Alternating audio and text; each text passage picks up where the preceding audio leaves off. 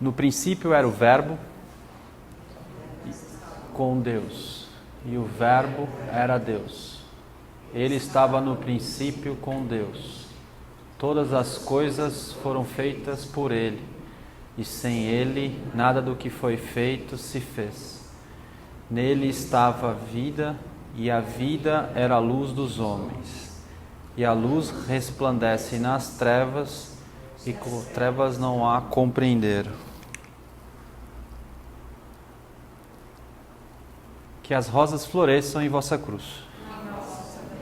Como epígrafe foi escolhido o capítulo 11 de São Lucas, que fala sobre um estado bastante delicado para quem é estudante ocultista e pratica os exercícios espirituais e que de fato está interessado em se tornar um auxiliar invisível. Então a conversa de hoje ele não vai ter apenas significados filosóficos ou simbólicos. São elementos literais que implicam em alguns perigos que, a partir de um certo grau de desenvolvimento espiritual, você vai ter que enfrentar. Quando o espírito impuro sai do homem, perambula em lugares áridos, procurando repouso, mas não o encontra e diz: voltarei para minha casa de onde saí. Chegando lá, encontra arrumada e varrida. Diante disso, vai e toma os outros 7 espíritos piores do que ele, e os quais vêm habitar aí. E com isso a condição final daquele homem torna-se pior do que antes. Então vocês perceberam a condição. Essa aqui é uma condição que ilustra o que é se desenvolver espiritualmente. Essa condição aqui começa principalmente no probacionismo, para quem começa a ter o probacionismo a sério. Com o tempo isso vai piorando e a chance de você se terminar pior do que você estava é bem alta se você não souber trabalhar o que você tem que trabalhar. Então é isso que nós vamos conversar hoje. Então é um assunto para gente grande.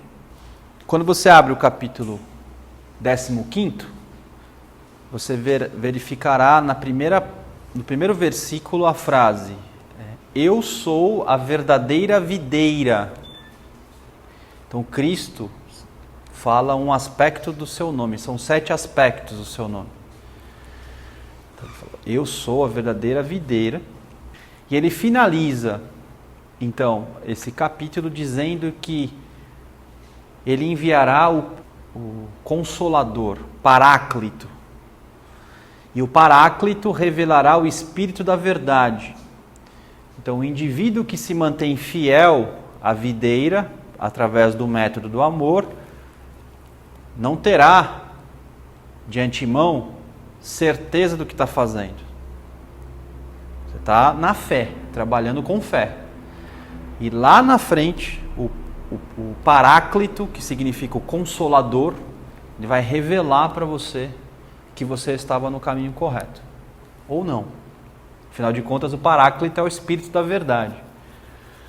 Você pode estar caminhando num caminho que você jura de pé juntos que é verdadeiro, você pode estar se enganando.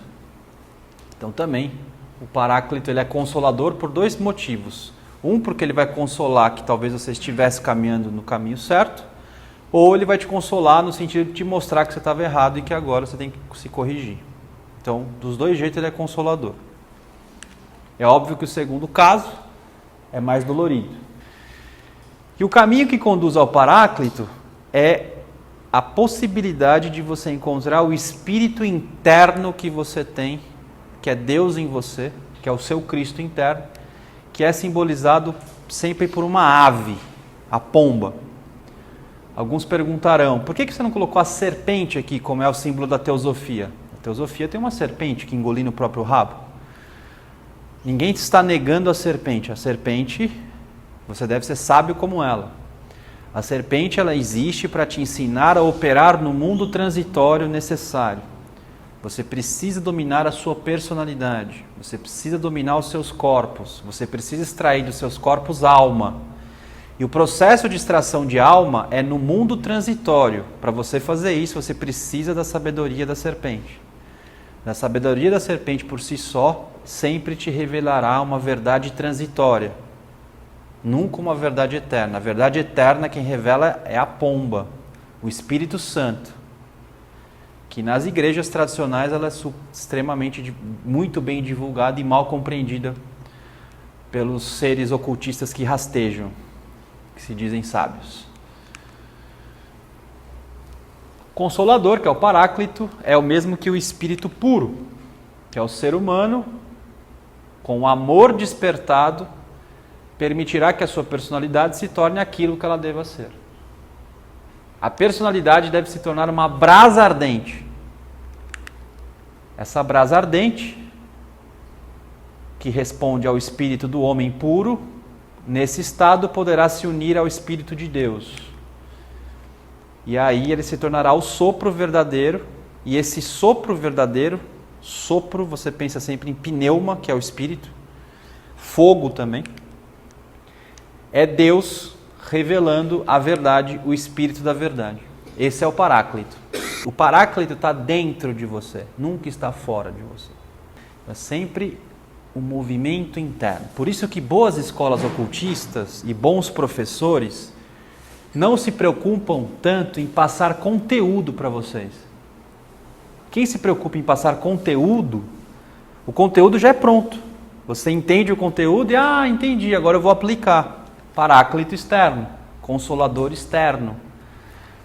O bom professor e a boa escola não te passa conteúdo, ela te ensina a desenvolver habilidades para você ir atrás do conteúdo. Tem uma diferença enorme. Um foca no conteúdo, o outro foca na forma. Qual é a forma de você se tornar sábio? Por isso nós não temos resposta para tudo, mas nós temos meios de buscar a sabedoria. E aí, uma palestra boa, vocês têm que sair daqui não sabendo o conteúdo, vocês têm que sair daqui com o dinamismo de buscar respostas, por si só. Essa é a diferença de uma escola boa, ocultista, de outra. Qual que é a diferença do Paráclito verdadeiro de um Paráclito falso? O Paráclito falso ele é sempre externo. Ele é sempre uma força que está por fora de você revelando. Não é como é escrito no Evangelho segundo Allan Kardec, que o Paráclito, o Consolador, é a doutrina espírita. O Espiritismo ele acredita que o Paráclito é a própria doutrina espírita revelada por Allan Kardec. Então, a doutrina espírita, o livro dos espíritos, o Evangelho segundo o Espiritismo, todos os livros kardecistas, é o próprio Paráclito consolando e falando de uma verdade. Certo? A Fraternidade Rosa Cruz, se ela também for considerada como Paráclito, Max Heine, o conceito Rosa Cruz, ela vai também cristaliza. Entendeu? Vai dar o mesmo problema. Somente assim, internamente, é que ocorrerá a revelação consoladora que dará testemunho da verdade. Cristo diz: permanecei na verdadeira videira. Como eu disse, esse é um ensinamento para aqueles que já alcançaram o avanço espiritual. O que eu vou falar aqui para vocês e para mim mesmo só será vivenciado por nós depois de um certo grau de desenvolvimento espiritual. Até a gente chegar nesse grau, é apenas um conhecimento teórico. Vai se tornar prático depois de uma sutilização dos seus corpos espirituais. Estou repetindo isso porque isso é importante. Aonde você encontra pessoas que chegaram nesse grau? Normalmente, não é uma regra, mas normalmente você encontra em alguns mosteiros, você encontra pessoas que sutilizaram a sua própria vida, os seus próprios corpos, e alguns estudantes de escolas esotéricas verdadeiras. São pessoas que têm a sua dedicação integral e séria à vida espiritual. Nesse estágio já houve a superação das tentações preconizadas pelo espírito da evolução. O que é o espírito da evolução? O espírito da evolução é o tentador que apareceu para Cristo Jesus no deserto. O que popularmente se acredita que é o demônio, o diabo que apareceu para Cristo no deserto, Na verdade, é o espírito da evolução, que é o filho do homem às avessas, o filho do homem contrário, o filho do homem criado pelo homem. É a sabedoria que o homem construiu a partir da evolução material, materialista, nada espiritual, é um egregório, é um grande egregório.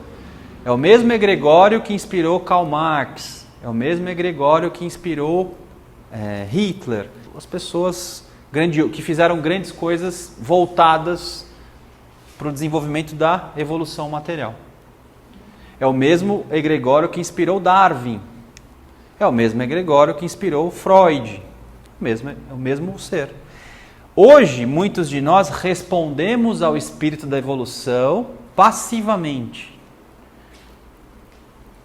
Éramos para responder ao espírito de raça. Éramos para responder ao espírito de família.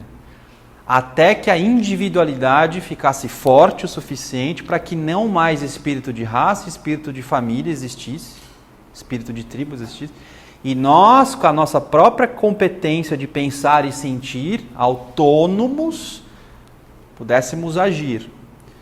Atualmente, nós substituímos o espírito de raça e o espírito de família e colocamos no lugar as ideologias materialistas. Quando eu converso com algumas pessoas, eu diria que 90% delas, ou até mais, é possível prever todas as frases que saem da boca dela. Por que eu consigo prever tudo o que sai da boca dela com uma precisão absurda? Porque o que sai da boca dela é sintomático, ela não é ela que está falando. Ela está reproduzindo o que ela ouviu desde criança. Entendeu? E isso é um processo de... Você está morto. Então, e muito desse sintoma, esse aspecto sintomático, não é só espírito de família, espírito de tribal, não. É espírito da evolução, que é o próprio ser que aparece no deserto tentando o Cristo. Quando o indivíduo... Olha só o estágio que eu estou falando. O estágio que eu estou falando é o estágio em que houve a superação desse estado. Então já é um grau de calibre espiritual, em que o verdadeiro espírito já está de posse dos corpos. Já tem algum grau de pensamento original. É o despertar então das almas. Alma consciente, alma intelectual e alma emocional na filosofia Rosa Cruz. É quando o discípulo, com essas almas despertadas, é chamado de vitorioso. Olha o paradoxo. É quando ele vence o espírito da evolução, que ele se torna vitorioso, que é o momento que ele vai poder dizer se ele vai permanecer ou não na videira. A gente imagina que o vitorioso já é o cara que está na videira. Não, você só vai responder para Cristo de tal modo, e o responder não é assim, acredita em Jesus? Acredito, então você está salvo. Não é no discurso, porque no discurso, gente, nós todos somos salvos já, no discurso nós somos todos salvos. A questão é como você, no discurso prático, que não tem a ver com o discurso que você acha que você tem, não tem a ver com o conhecimento que você tem do conceito. Não tem a ver com se você é probacionista ou não. É outra coisa. É como você realmente vive. É nesse discurso aqui que não é bem um discurso, né? Então, é nesse grau que nós estamos conversando. Quando no grau prático, ou seja, não é na retórica, mas é na vida real que você é um vitorioso, é que você vai ter a chance de permanecer na vinha do Senhor ou não, na verdadeira videira ou não. Então, o que é o estado do vitorioso, onde ele vai passar por essa prova maior aqui? É o estado onde o indivíduo deixa de ser movido para entrar no estado de colocar as coisas em movimento. Percebe a diferença? Astrologicamente, você é movido pelas estrelas ou você move as suas estrelas? Então, quando você conseguir superar o seu tema astrológico e passar a mover as estrelas, é esse estado aqui. Enquanto você é movido por elas, enquanto você é movido pelas hierarquias, aqui eu já trabalho em consonância com ela. Eu já sou um agente colaborativo. Aqui eu sou um escravo delas. Aqui eu estou preso pela lei de causa e efeito, pela lei de renascimento, pelo karma, por doença e tudo mais. Esse estado, né, de superação dessas tentações, onde a pessoa, em algum momento, ela está lutando ali para ter essa superação, está conseguindo manter essa superação. É normal que haja uma oscilação, uma alternância. Em alguns momentos ela está vencendo, em outros momentos ela está perdendo, em outros volta a vencer. Que é difícil a gente conseguir se enxergar numa situação sempre vencedora. Passar 24 horas por dia sempre atento aos pensamentos, a todas as ações. É normal ter essa oscilação? A sua pergunta é fundamental. A sua pergunta ela convida para dois movimentos. Um movimento mais básico e um movimento mais maduro. Todos entenderam a pergunta dele? Alguém não entendeu? O movimento mais básico é que você não tem que se apegar apenas aos fatos em si, em que você escorrega. Mas é esse elemento de fortaleza ou fraqueza que você tem que estar olhando através dos fatos e não os fatos em si. Essa é a diferença do ocultista sério que peca e de uma pessoa imatura que peca. O imaturo ele está preocupado do tipo assim, vixe, eu cometi um erro, eu serei punido por esse erro. O ocultista ele sabe desse erro, sabe da lei de causa e efeito sobre esse erro, mas ele está preocupado por que ele errou. Ele errou porque ele ainda é fraco aqui, e o que ele tem que fazer então é isso aqui que é o que importa. E isso daqui é um processo de caminhada de anos. Então, é óbvio que você vai escorregar, porque é que nem eu chegar para uma criança que acabou de nascer, eu sei que ela vai caminhar, mas ela tem 2 anos, um ano e pouco para começar, 1 ano, às vezes 9 meses, depende da criança, mas para andar mesmo é 1 ano. Então, veja, ela não sabe andar ainda, então não adianta eu com 1 mês de idade, vai, anda filha, vai, anda minha filha, não, é o que acontece com a gente. Tem alguns pecados que eu tenho que saber que eu ainda acabei de nascer. É o raciocínio de Cronos e Kairos. Né? Kairos é o tempo de colheita. Né? É uma outra relação com o tempo, Kairos. Cronos não, Cronos você fica quantificando. Ó, esse ano aqui eu vou resolver um defeito por ano. Tem uma frase de Max Heindel que é assim, se você puder reformar um defeito por ano já está bom. Como a gente é. Lembra de Fausto, né? Fausto diz assim, o ser humano é um ser que adora a preguiça, o ser humano adora o status quo. Então eu vou colocar um espírito, que é Mefistófeles, para fazer ele andar. É o mesmo raciocínio de Jó. O cara está lá, rico, abundante, você tem que mandar o Satanás lá para tentar o cara, porque se deixar você fica parado. Então quando você está sendo movido, a prova tem que vir para falar, meu filho, olha como falta coisa aqui. Entendeu? E aí você começa a escorregar. Então a escorregada é uma bênção. Na verdade, você tem que escorregar. Porque é no escorregar que você descobre o que você tem que fazer. E isso vale mais do que o discurso. Por que o probacionismo é vida de prova? Porque ele sai dos livros e começa a ver esse aqui o problema. Peraí, eu não sei conviver em grupo. Pô, eu sou um puta cara egoísta. Pô, eu sou mal-humorado. Eu prego lá na fraternidade, nas minhas aulas, amor, amor, amor, mas eu maltrato a minha mulher em casa, eu sou mal-humorado, eu xingo todo mundo. Então, o que importa é aqui, ó, que eu te falei no começo, é o discurso diferente, é nessa vida prática. Então, você tem que escorregar. O ocultista de verdade agradece por escorregar, não por aceitar. E por que é importante escorregar? Porque a chave para você permanecer na videira, eu já estou adiantando, é a humildade. Se você começar a acertar muito, você necessariamente vai deixar de ser humilde. E quando você deixa de ser humilde, você pode fazer milagres. Acabou com você, acabou. Então essa é a resposta básica. A madura é que você nunca superará os seus demônios. Nunca! Você nunca vai superar. Se você acha que você vai superar os seus demônios, você ainda não entendeu. Você vai aprender a viver acima deles. Mas eles sempre estarão ali. Na medida que você superar os seus demônios, você achar que você superar os seus demônios, vai acontecer com Santo Antão.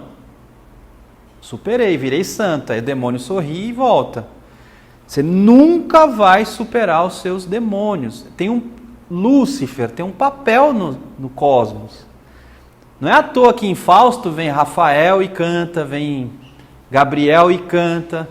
E vem, é Gabriel, Rafael e mais um outro El aí. Esqueci o outro El. E aí aparece o Mefistófeles. Por que o Mefistófeles está lá? Ele foi convidado. E ele chega para... Porque aí você vê o discurso. Rafael fala, Deus é maravilhoso. O Gabriel fala, Deus é maravilhoso.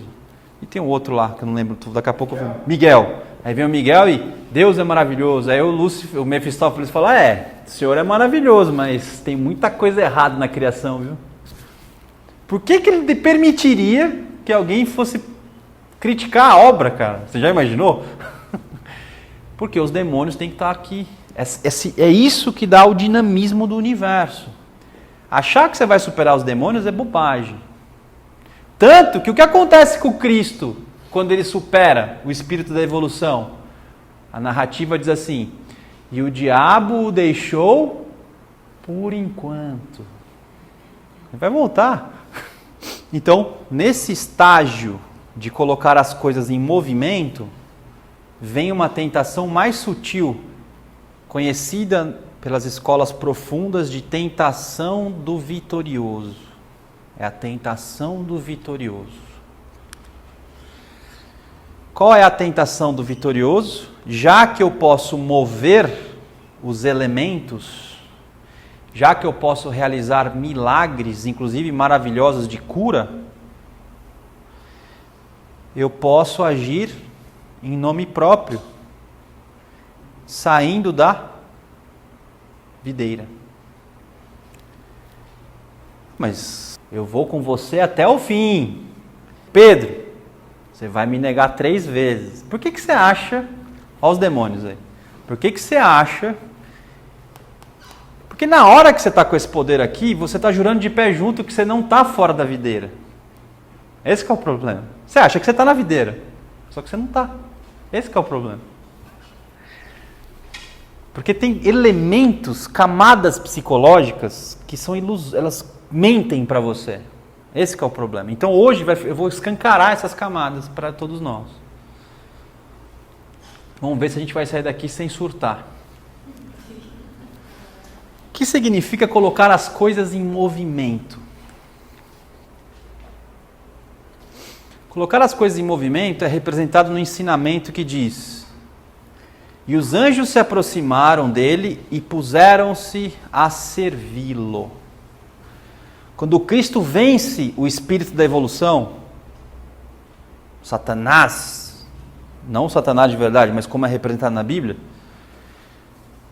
ele está lá com 40 dias e 40 noites, jejuando, e aí os anjos aparecem e suprem suas necessidades. Veja, ele podia ter suprido a própria necessidade antes. O diabo falou, transformar essa pedra em pão, ele podia transformar. Ele dominava os elementos. Ele se negou. É o famoso, desce da cruz, né? Já que é Messias, desce da cruz. Pode salvar o mundo, mas não pode salvar a si mesmo. Então, somente os anjos poderiam servi-lo. Certo?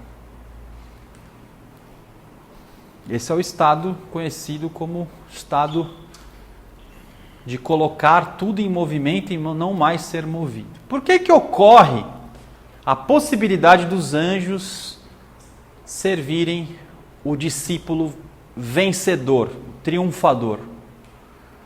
Porque existe uma lei no universo. Essa lei aqui é a chave, principalmente para quando se chegar num estado de libertação do corpo físico.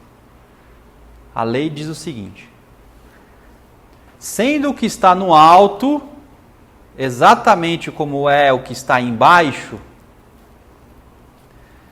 a renúncia embaixo põe em movimento forças de execução do alto.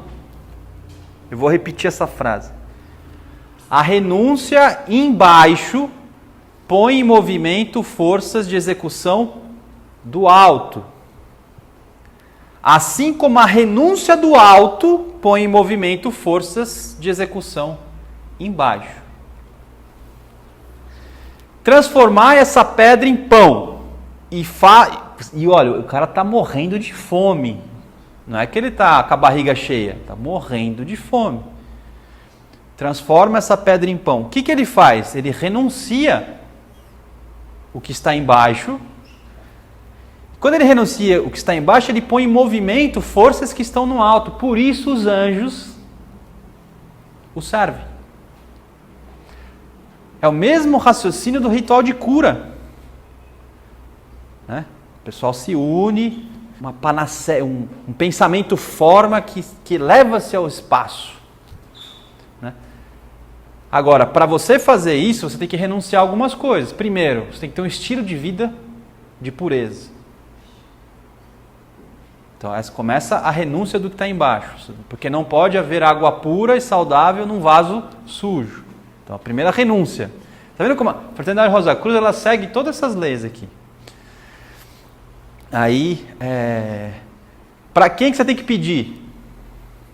Há um grande perigo se fizermos mau uso desse poder. Portanto, façamos sempre as nossas súplicas em favor do próximo. Dizendo as palavras de Cristo. Pai, faça-se a tua vontade e não a minha. Fiat voluntas tua. Então você renuncia embaixo e aí o alto, em resposta, vivifica o pensamento forma e opera o milagre. Este é o segredo de todas as curas milagrosas. Não, isso a gente lê, então. Qual é o sentido prático dessa lei? Como eu estou falando. É a recompensa espiritual. A recompensa que eu digo aqui não é a recompensa só de você ter de interesse na sua salvação. É sempre agir em harmonia com a lei. Sempre que você age em harmonia com a lei, harmonia significa justiça. E para você agir com justiça, você tem que renunciar ao seu eu negativo, seu eu inferior.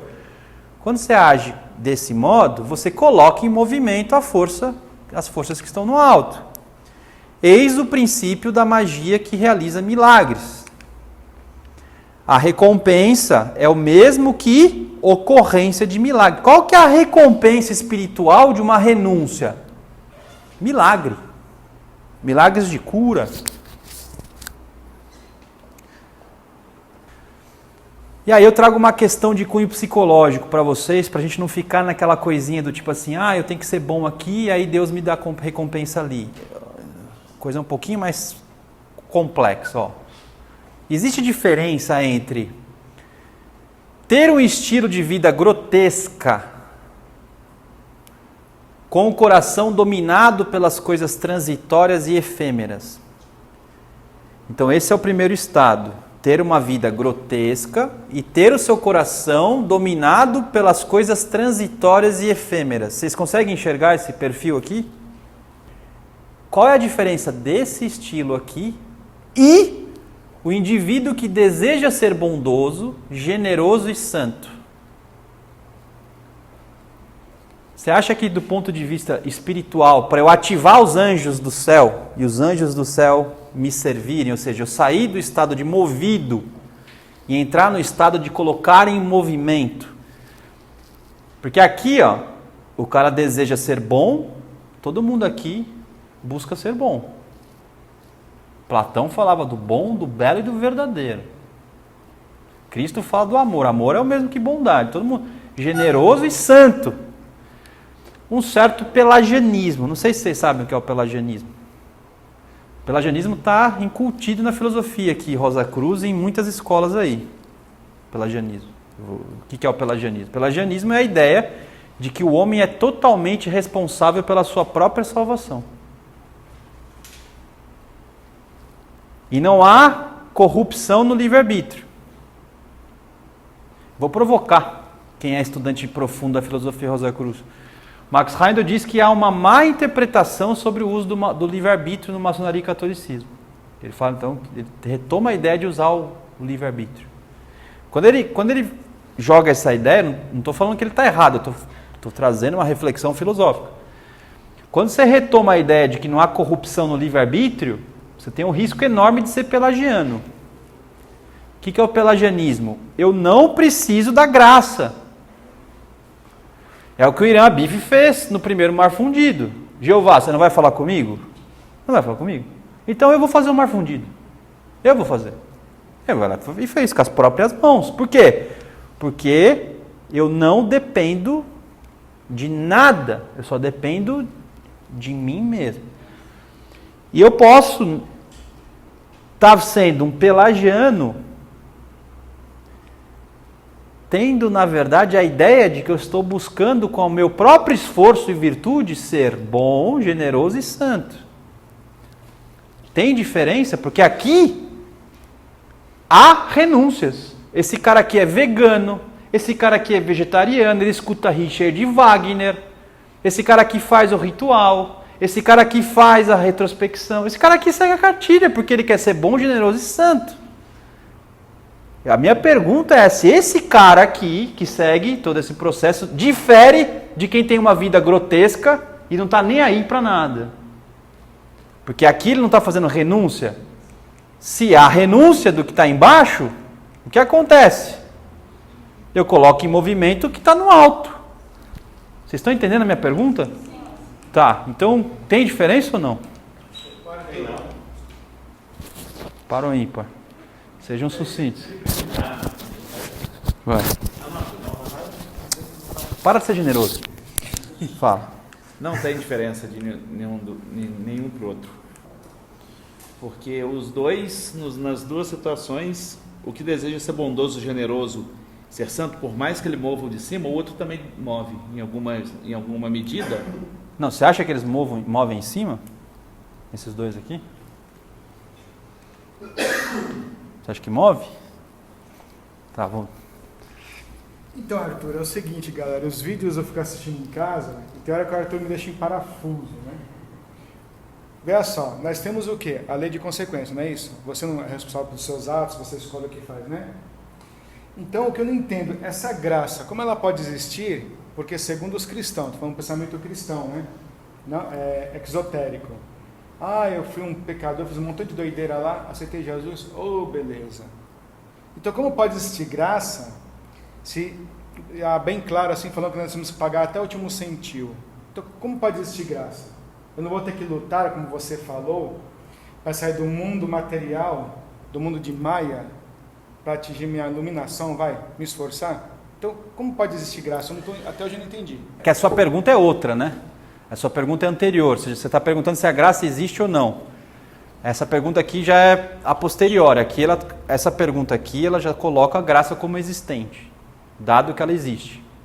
É que você trouxe uma outra questão que sairia um pouco do nosso foco aqui. Você pode guardar ela, a gente pode falar sobre o seu ponto, se existe ou não a graça depois. Embora eu acho que no fim até o fim da palestra você vai ter essa resposta. Não vou nem precisar responder. Mas aqui é dado, ela já existe. A pergunta é, eu preciso dela ou não? Entendeu? E a pergunta ela é bem... não sei se ela é tão sutil assim, acho que ela é escancarada. Externamente, são pessoas que têm vidas opostas aqui. Agora, espiritualmente, elas têm diferença? Vai. O medo da vida grotesca está mexendo as forças de baixo. E o outro? De cima. E o de vermelho, de ser bondoso, ele está parando de baixo e mexendo do alto. Como é em cima e embaixo. Como é embaixo e em cima. Você acha que... Então, isso é importante. Vocês acham que esse perfil vermelhinho aqui está fazendo algum sacrifício embaixo? Pelo fato dele abrir mão de comer carne, pelo fato dele fazer ritual, vocês acham que ele está abrindo mão embaixo?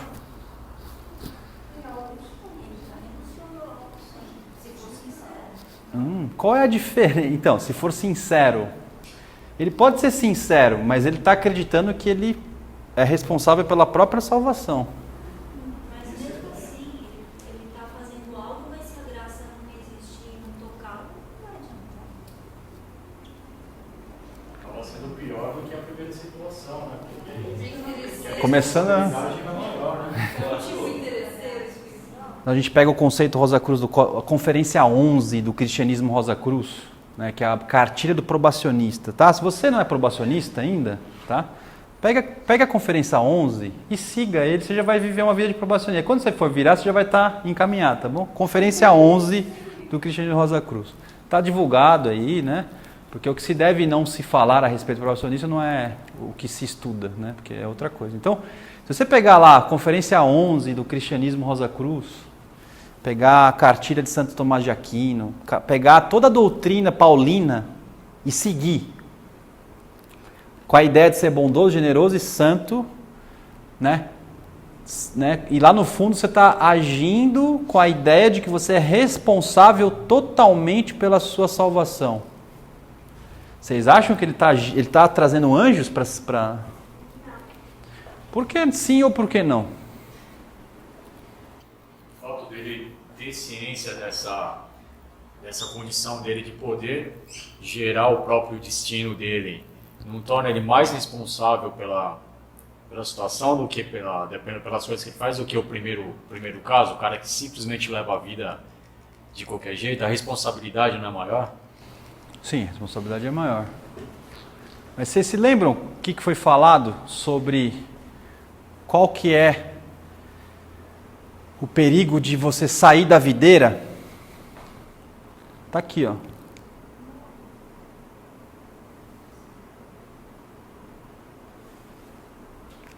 Então, aí você acha que você não depende da graça. Então, por isso que eu tô te falando. Tem cara que é purinho. Vive tudo certinho. Faz tudo certinho. Só que quando chegar no grau do triunfador, ele vai ser cortado e lançado fora da videira. Porque ele está agindo em nome próprio. Ele está negando. O que é graça? Graça é o reconhecimento que existem coisas maiores do que você. E que sem elas você não é nada. Isso é graça. Graça não é ficar passivo esperando Jesus Cristo passar e te levar. Não é isso, pelo amor de Deus. Isso aí é outra coisa. Graça, né, é você saber que você nunca agirá em seu... O Cristo ele fala assim, ó, permanecei na... Eu sou a verdadeira videira. Senhor, eu desde a minha juventude eu sigo os 10 mandamentos, parará. Então vai, vende tudo e me segue. Vender tudo, Senhor. Vocês acham que é fortuna só? Não. É abrir mão do que você acha que é bom. Abrir mão dos seus... Abre a mão da Rosa Cruz. Abre a mão da Rosa Cruz. Quer me seguir? Abre a mão da Rosa Cruz. Você acha que Santo Agostinho era maniqueísta, cara. Maniqueísta. Abriu mão, cara. Entendeu? Então, eu espero que vocês estejam entendendo a metáfora, né, que eu estou falando. Não é literal, né? Porque externamente eu posso estar em qualquer escola. Externamente. Posso estar em qualquer... Eu estou falando um elemento interno. A questão, então, é que aqui eu tenho desejo pelas coisas efêmeras.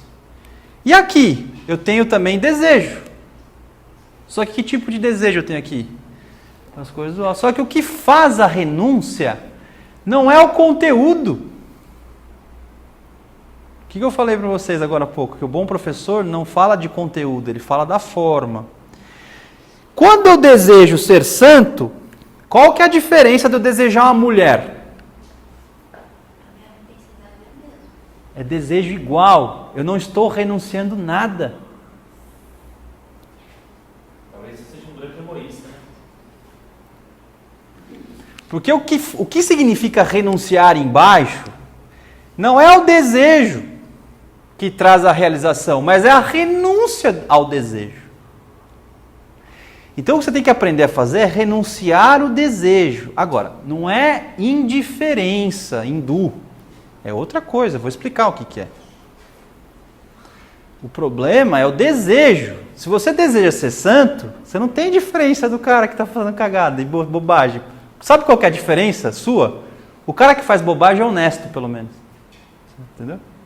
Então, porque a renúncia por indiferença, agora existe a renúncia ao desejo, agora existe a renúncia por indiferença. A renúncia por indiferença, ela não tem valor moral e, portanto, não tem valor mágico.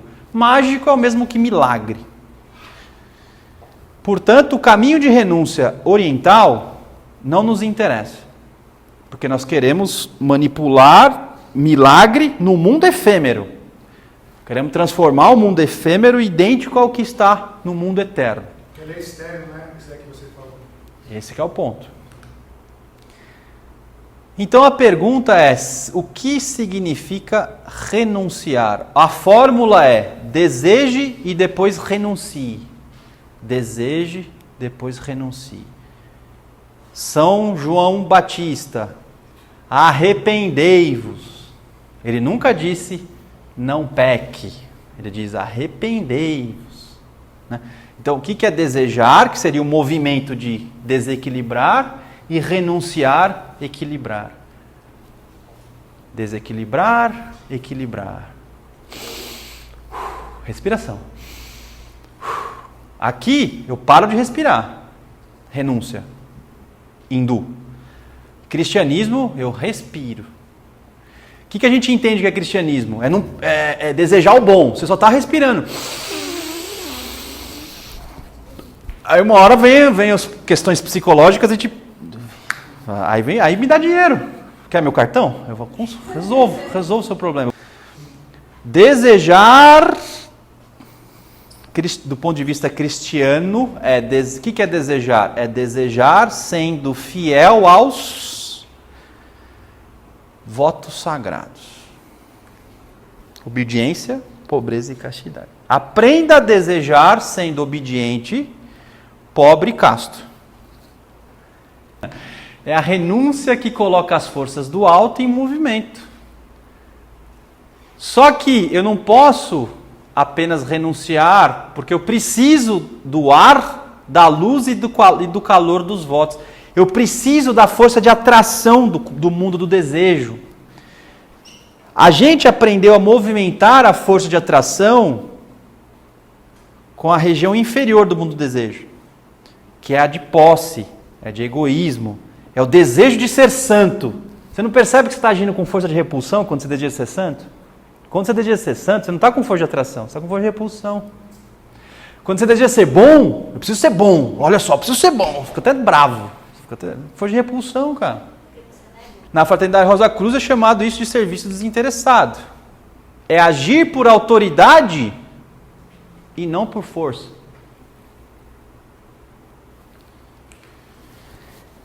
É não substituir a autoridade divina, mas ceder lugar a ela. É criar um vazio de si, como um artista que se preenche de uma personagem. O artista, o ator, o músico que canta é o melhor exemplo. O artista, quando ele vive um personagem de verdade, ele se torna aquele personagem. Só que ele está fazendo aquilo por ele deixou o personagem movê-lo. Mas sem ele ativo, a própria personagem morre. Olha o paradoxo.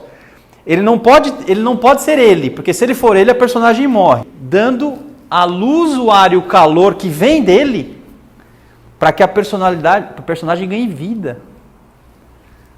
Quem é ator, ou já fez alguma peça, sabe o que eu estou falando. Quando você vai tocar uma música, porque inicialmente você fica só na técnica, afinando. Depois de um tempo que você já não é, a técnica já flui, você começa a ouvir de verdade a música. E o que você ouve de verdade tocando? O que ela pede para você tocar? E não é o que você toca. Porque o que é o músico ruim? O músico ruim é aquele que toca a música. O músico bom é aquele que deixa a música ser tocada por ele. Ou melhor, ele dá vida à música. Então ele sabe que aquela música você tem Ela pede um tom mais sutil, ele pede um tom mais forte, ele pede um vibrato aqui. A música pede e você vai. Não é você, mas é você. Mas não é você, entendeu?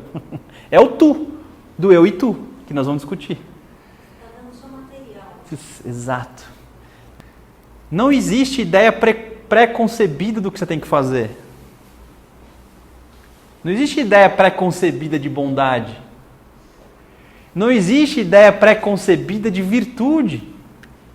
Se você já tiver uma ideia pré-concebida de virtude, o que de fato está sendo pedido para você, você não vê, você cola na realidade a sua doutrina de bondade. E você acha que você está sendo bom. E nesse sentido você não está renunciando. Portanto, os anjos nunca virão te servir. É muito sutil isso aqui que eu estou falando. Não sei se vocês estão entendendo. É renúncia pura de si mesmo. Por isso que Abraão teve que matar Isaac. O que é matar Isaac? É matar isso. É matar o que ele tem de bom. É aquilo. Mata o seu filho. Veja, ele desejava esse filho. E a mulher dele era estéril. Ele conseguiu ter filho com Agar, que era escrava. Quando ele conseguiu ter filho com Sara, que era tudo que ele mais preservava, mata, assassina seu filho. Pense sobre isso. Criar um vazio de si. O que é criar um vazio de si? Renunciar à opinião pessoal para receber a revelação da verdade. São 3 caminhos, tá? Aqui preconizados. Eu até hoje vi esse aqui o mais próximo de ser realizado por alguns de nós. Os outros 2 eu nunca vi ser realizado. Não nessa encarnação. Se eu vi em outras eu não lembro. Ainda não acessei. Mas nessa vida aqui, os 2 próximos passos eu nunca vi acontecer. Eu só li a respeito. Agora esse primeiro aqui, eu vejo muita gente se esforçando para renunciar à própria opinião e deixar a verdade e as coisas contarem para você o que elas são de verdade. Esse aqui eu nunca vi acontecer. Olha só como é difícil. Renunciar o método ou caminho de desenvolvimento pessoal para ser guiado pelo mestre. Mais próximo disso que eu já vi é quando você está louco para fazer uma coisa boa para você e você tem um filho pequeno doente. E aí você tem que ser guiado por aquilo que você tem que... E é escancarado para você o que você vai fazer, o que você tem que fazer. Só que você fica, normalmente você faz um esforço enorme para fazer o seu desenvolvimento espiritual. E o que você diz? Mas eu vou estar mais avançado se eu fizer o meu desenvolvimento espiritual. Eu vou estar com as pessoas boas, as pessoas que têm ideais iguais. A gente pode ter feito isso hoje, agora. Às vezes você está aqui, agora, por caminho pessoal. E talvez o mestre estivesse te chamando para não estar aqui. Mas eu estou indo na Rosa Cruz. Como assim? Por isso que eu nunca vi. Eu só vi isso aqui acontecer na necessidade. Um filho doente, você não vai deixar um moleque com, né? Aí eu... E não, é lógico, é só seu coração. A sua mente ela vai mentir para você. A sua mente ela vai achar um Martin Heidegger, um Martin Buber que vai dizer não, o que é a verdade e o que é o, entendeu? E aí você vai sair da videira, achando que está indo para a videira. Olha que delicadeza. Mas os 2 casos aí, os 2 casos aí são muito próximos e muito parecidos. Que o primeiro caso é questão de misericórdia, certo? Não sei. Você renuncia a tudo que seu coração... Misericórdia seguida de pobreza de próprio coração, sim, isso, verdade. Para deixar vindo alto algo que preencha. E o segundo, você tenta pensar só mentalmente, pensando no seu desenvolvimento pessoal, quando você deveria estar pensando com o coração para ser guiado pelo mestre. Então os dois casos precisariam da misericórdia, né? Para você conseguir enxergar o caminho correto. Sim, tudo. A misericórdia passa, você tem razão, passa por tudo.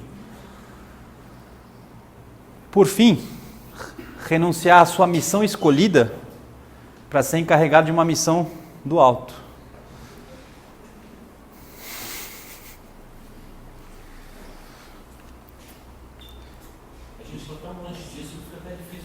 Por exemplo, eu fico me perguntando assim, né? Um dia eu acordei, eu tinha 20 e poucos anos, eu acordei e falei assim, preciso fazer alguma coisa útil para a fraternidade. Já dava umas palestrinhas de domingo, que tinha palestra aqui às 5 da tarde, dava umas palestrinhas de domingo, lá em Campinas eu mandava ver e tal. Eu falei, quarto sábados do mês não tem nada. Ninguém estuda Corinne. Vamos estudar Corinne? Aí fiz uma proposta para o conselho aprovou, comecei. Junto com isso, nós começamos a filmar e fizemos um projeto que tem 30 mil inscritos no YouTube. Quem falou que essa missão... mas está fazendo bem, assiste o vídeo e tal, não sei o que, um monte de gente vem aqui hoje por causa de assistir o vídeo e tal. Mas talvez não seja uma missão de... você não tem que... Pode ser que você tenha que renunciar a isso. Talvez o meu lugar... Quem falou que é esse aqui? Então o fato de eu pegar... Não, mas olha só o quanto bem eu estou fazendo. Eu estou com um desejo inferior. Você percebe? Essa missão é válida. Pode ser que daqui a um tempo você jamais venha algo. Pode ser que tenha que ser aberto. Por que Max Heindel nunca queria conselho? Não queria nada, estatuto. Porque às vezes você faz o conselho e o estatuto, e o que você tem que fazer? Abrir mão da porcaria do estatuto, abrir mão do conselho, porque vai vir uma revelação nova. E você está lá, conselho, estatuto, cristalizando. Está lá. Cuidado. Eu não estou falando que o conselho e o estatuto está nos cristalizando. Tá? Eu acho que já cristalizou bastante. Então, para você refletir o que está no alto, é muito delicado. Percebe que eu não estou falando de ensinamentos muito básicos, eu acho. São ensinamentos um pouquinho mais sofisticados. Consciência do vencedor, como eu já disse, é aquele que conseguiu a imagem e semelhança de Deus e, portanto, o Espírito reflete Deus. Mas ele chega nesse estado, os anjos vêm servi-lo e ele ainda tem o quarto problema, né? Que é talvez não permanecer na videira. Mas o que eu escrevi aqui? Eu estou ainda permanecendo na videira. Então, o que é o estado de talvez permanecer ou não na videira? É o estado que Cristo se encontrou logo depois que o diabo se ausentou. É o estado após a tentação do deserto. Olha lá, o diabo o deixou por algum tempo. E os anjos vieram e puseram-lhe a servir. Agora, olha que lindo. Por enquanto eu só venci o espírito da evolução. Eu parei de ser movido e agora estou colocando as coisas em movimento.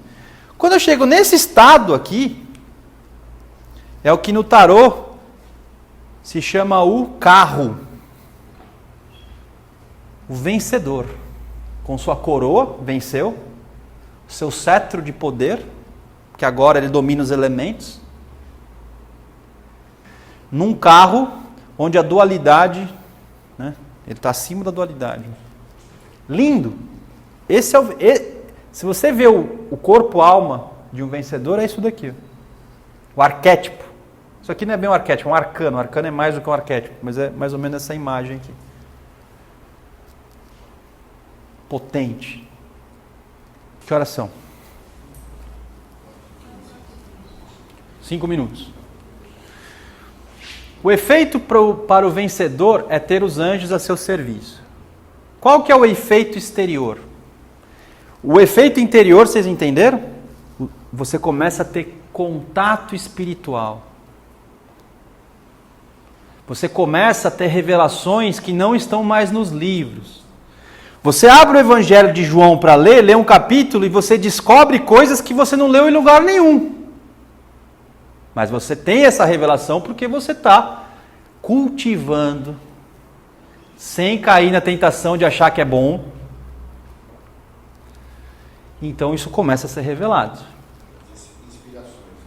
Essas são perfeito. Essas são as inspirações, essas são as intuições. Esses na Fraternidade Rosa Cruz dizem que é quando o irmão maior joga no seu campo egóico uma lição, um ensinamento. Mesma coisa. E exteriormente, o que aconteceu com Cristo é muito importante. Foi em função dele ter superado as tentações no deserto que ele pôde realizar externamente isso daqui. Dominar os 4 elementos, ou realizar milagres. Transformar água em vinho, cura do filho de um oficial, cura de um doente na piscina de Betesda, multiplicação dos pães, caminhada sobre as águas, cura de um cego de nascença e ressurreição de Lázaro. Por ele ter se tornado um triunfador, ele pôde operar, ativar os 7 arquétipos que estavam dormindo, que são os 7 arquétipos que criaram o mundo, 7 dias da criação, e estavam degenerados em função da queda. Cada uma dessas curas é a cura dos prejuízos da queda do homem, ou seja, é restaurar o arquétipo original. 7 dias da criação, queda do homem, esses 7 dias da criação ficou deturpado. Cristo supera a evolução do homem que o fez cair, está acima disso, o novo Adão. E como novo Adão, ele reinstaura esses 7 dias através de 7 milagres. É óbvio que o Evangelho de João vai falar só de 7 milagres, mas são milagres arquétipos. Transformar água em vinho, na prática ele pode ter feito 500 milagres operando esse arquétipo. Na prática ele pode ter cura. Quantas curas? Ele curava pela sombra, espirrava, curava. São vários milagres, representados em 7. Junto com isso, você tem um outro efeito exterior, muito conhecido, que são os 7 aspectos no nome do Mestre. Além dos 7 milagres, 7 nomes. Eu sou a videira verdadeira, que é o papo de hoje. Eu sou o caminho, a verdade e a vida. Eu sou a porta. Eu sou o pão da vida. Eu sou o bom pastor. Eu sou a luz do mundo. Eu sou a ressurreição e a vida. Isso fornece a autoridade do Messias, que te faz ser obediente a Ele, não por força, mas por reconhecimento. Por isso o nome. Esses são os aspectos do nome. Hoje nós estamos estudando o aspecto de ser um aspecto do nome dele. Eu sou a verdadeira videira. Esse é o arco-íris de 7 cores. 7 milagres, 7 nomes que dá a totalidade. Esse vencedor, o diabo continuou com ele. Assim, Afastou um pouquinho, mas continuou. E as dívidas e os débitos? O que acontece nesse nível? Não, elas vão só ser quitadas. É que nem quando você está com uma dívida no banco, aí você começa a trabalhar, aí você tem um plano que você começa a ganhar o suficiente para todo mês ir pagando as parcelas. Só que você está trabalhando já, está tudo certo, você equilibrou a vida, só que você ainda vai ficar 24 meses até a última. Quando você paga a última, aí você vai lá e faz outro boleto, né? No caso dele ser o vencedor, não implica que ele está sem a dívida, né? Isso. Eis um belo exemplo de matemática qualitativa. Olha, 3 tentações vencidas, 3 atos bons sobre 3 atos mal, produzem 7 atos do bem. Porque mais 3 menos 3 teria que dar quanto?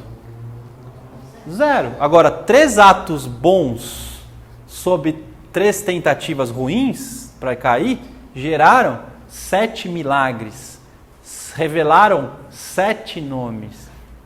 Isso é matemática qualitativa e não matemática quantitativa. Ao passo que, se o cara caísse nas 3 tentações, ele teria 3 maus. Por isso que é importante, quando você supera uma tentação, você não tem noção, porque a matemática ela leva um monte de gente junto com você para o alto. Quando você aprende uma lição, vai uma galera com você. Entendeu? Porque você fala, mas eu só fiz uma coisa, como é que aparece uma legião de servidores? Você fala, mas eu só fiz um negocinho aqui, apareceu essa galera toda. Por quê? Onde estava essa turma toda aí? Por quê? Porque... Agora, quando você faz uma besteira, graças a Deus, lembra que o Max Heindel fala, o mal é mantido em certo grau de razoabilidade. Tem um momento que ele fala que o mal é mantido limitadamente ali. Porque se a matemática qualitativa para o mal existisse, acabou o planeta. Então, é por isso que quando ele superou as tentações, os discípulos, os 12 apareceram e creram nele.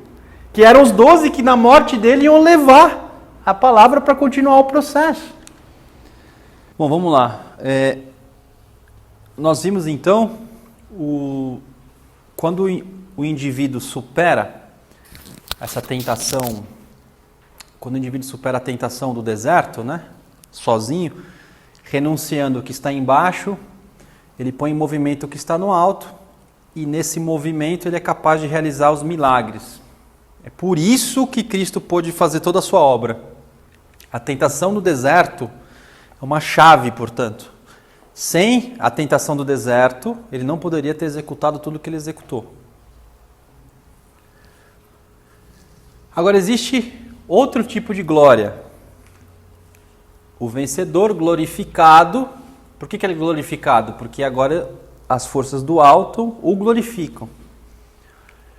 Ele tenderá a agir agora por conta própria. Aqui, o voto de pobreza, obediência e castidade precisa de um outro elemento além da pobreza, castidade e obediência, que é a humildade. Então, agir não mais em nome da verdadeira videira, mas agir em nome próprio. Cristo reporta isso muito bem quando diz: eu vim em nome de meu Pai, mas não me acolheis. Se alguém viesse em seu próprio nome, vós o acolheríeis. Percebe? Aparece um monte de iniciado aí, semelhante ao super-homem. Clarividente, sai do corpo, escreveu livros, super-homens. A sua tendência é fazer o que quando você vê um cara desse? Professor, mestre, guru. São os falsos profetas.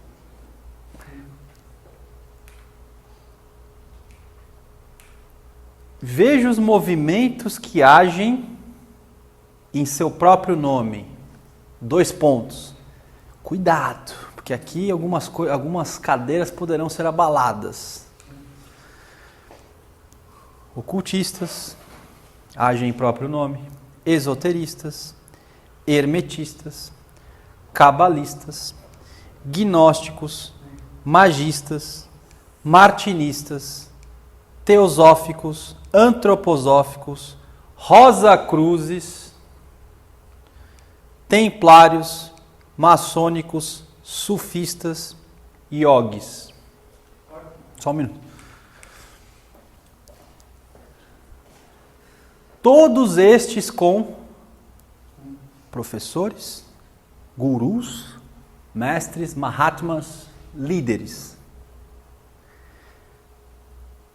Por que a Fraternidade Rosa Cruz tenta não ter nenhum professor? Eu já vi irmão, quando foi chamado de professor no café, quase que ofendeu. Por que você está me chamando de professor? Não precisa de tanto assim, né? Então, esse é o motivo. Por que a Fraternidade Rosa Cruz coloca o Cristo como o principal e único mestre? Então, o mestre verdadeiro, Cristo, ele nunca parou de ensinar. Cristo nunca parou de se manifestar. Não é porque na ascensão, quando completou 40 dias da ressurreição, você tem a ascensão do Senhor. Subiu, não tem aquela cena? Cristo subiu e aí entrou uma nuvem e ele desapareceu, não tem essa?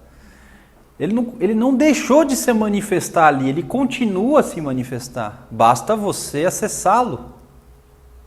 Ele continua curando, ensinando, iluminando e inspirando. Alguém tem dúvida que Francisco de Assis encontrou Cristo? Alguém duvida disso? Alguém duvida que Catarina de Labouré encontrou Cristo? Na França? Alguém duvida que Teresa d'Ávila, São João da Cruz, não foi inspirado? Alguém duvida que não foi o Cristo que inspirou eles? Alguém duvida que Santo Agostinho não encontrou Cristo? Alguém duvida disso? Continua a ensinar. Por que eleger escolas, então, que usurpam o nome do Filho do Homem? Tira o Filho do Homem e coloca no lugar um super-homem. Eu me pergunto se a gente não segue Max Heindel porque a gente acha que ele é um super-homem. Me pergunto, lá no fundo. Não todo mundo, mas eu duvido que não tenha pessoas que não sigam Max Heindel porque é um clarividente, é um cara que sai do corpo, é um iniciado. Quando você segue Max Heindel por conta disso, o verdadeiro porta-voz dos irmãos maiores, às vezes o cara tem mais devoção nesses ensinamentos do que no próprio cristianismo. Qual que é a prova? Você faz uma aula de técnicas astrológicas, técnicas esotéricas, filas. Quando você fala de cristianismo, gato pingado que parece. Por quê? Por que é assim? Tem que parar para pensar. Então, Cristo disse: eu estou convosco todos os dias, até a consumação dos séculos. Encontrá-lo é o Paráclito, encontrá-lo é o Consolador. Esse é o nosso trabalho.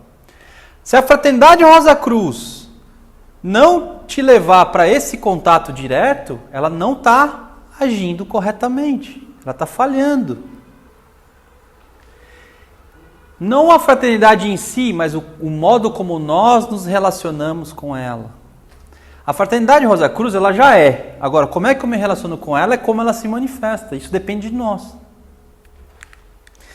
Então, independente se a Fraternidade Rosa Cruz comete o erro de substituir o Filho do Homem por um super-homem, ou independente de qualquer escola fazer isso ou não, o que eu quero dizer para vocês e para mim mesmo é que nós temos a tendência de eleger professores e super-homens mais do que buscar o Filho do Homem. Queira você ou queira não. Ah, não, mas eu já estou acima disso. Não sei.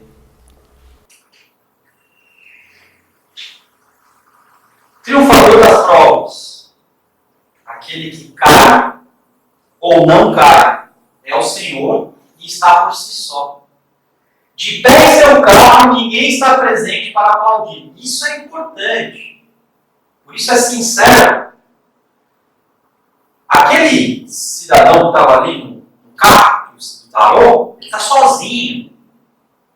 Não está fazendo aquilo por aplauso, por fama, dinheiro, amor e fortuna, né? Fortuna, amor, sexo e poder. Não está fazendo por isso. Está sozinho.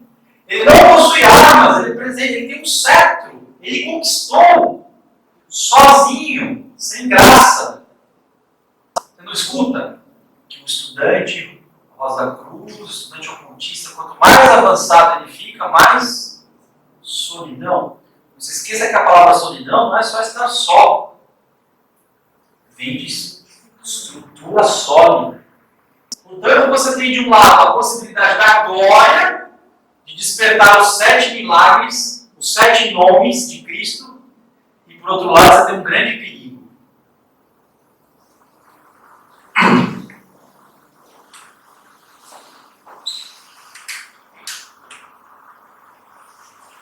Portanto, você é uma híbris em potencial. A palavra híbris no grego é desarmonia.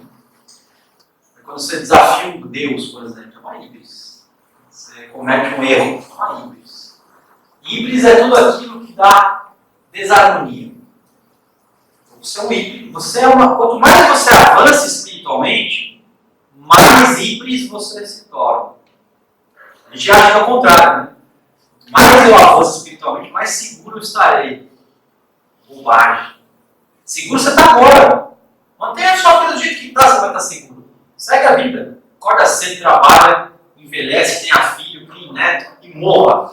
Isso é bom, isso não tem perigo aí. Aqui é outro papo. Aqui você começa a assumir responsabilidades para além da sua vidinha doméstica. Quando você começa a fazer isso, você tem a possibilidade de fazer coisa errada. O aprendizado. É o que nós chamamos de perigo da megalomania mística. E é a base do transtorno psiquiátrico, conhecido como transtorno bipolar. Primeiro, o divino passa a ser visto em si mesmo. Olha só. O divino passa a ser visto em si mesmo. É o mesmo movimento que Abich fez quando Jeová decidiu não mais se comunicar com os filhos do fogo. Ah, não vai se comunicar? Eu também sou divino. Eu também tenho a centelha de Samael em mim. Eu também tenho essa centelha.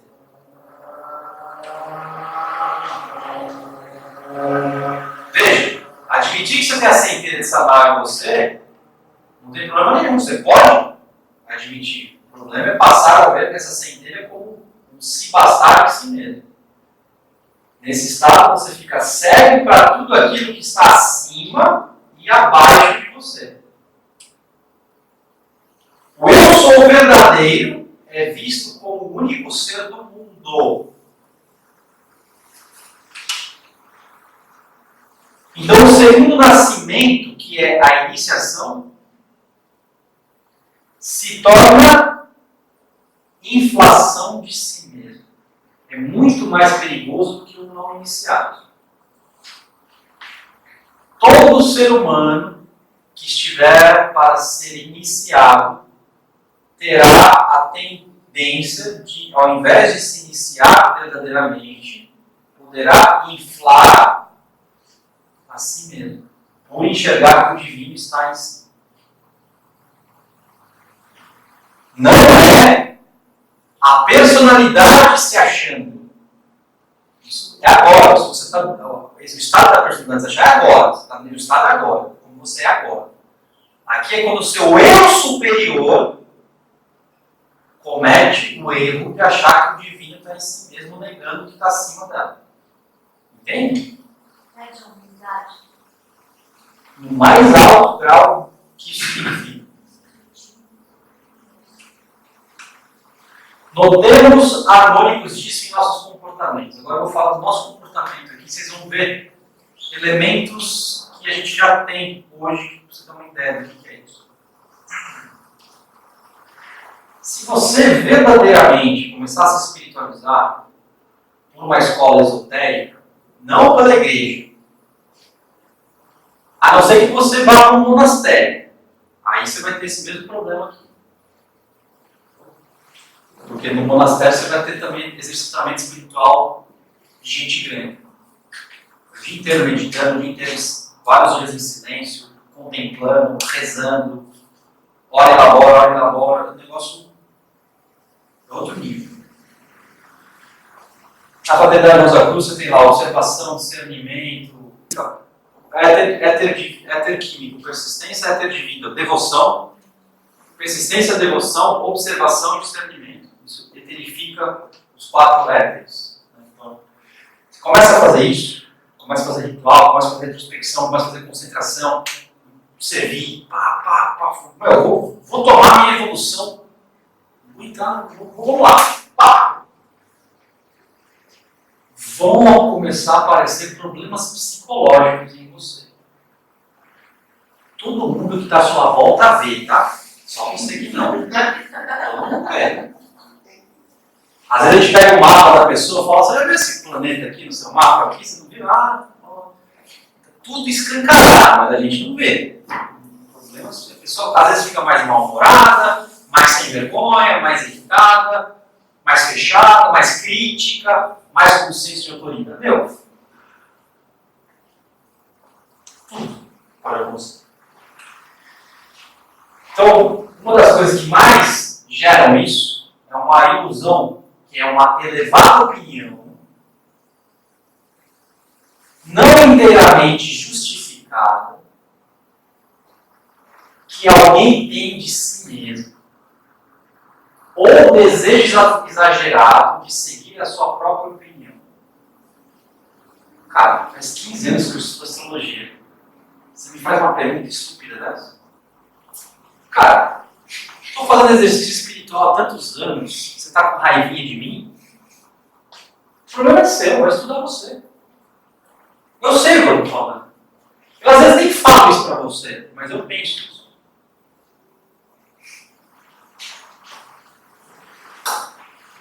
Uma elevada opinião que alguém tem de si mesmo. O que deveria ser o contrário.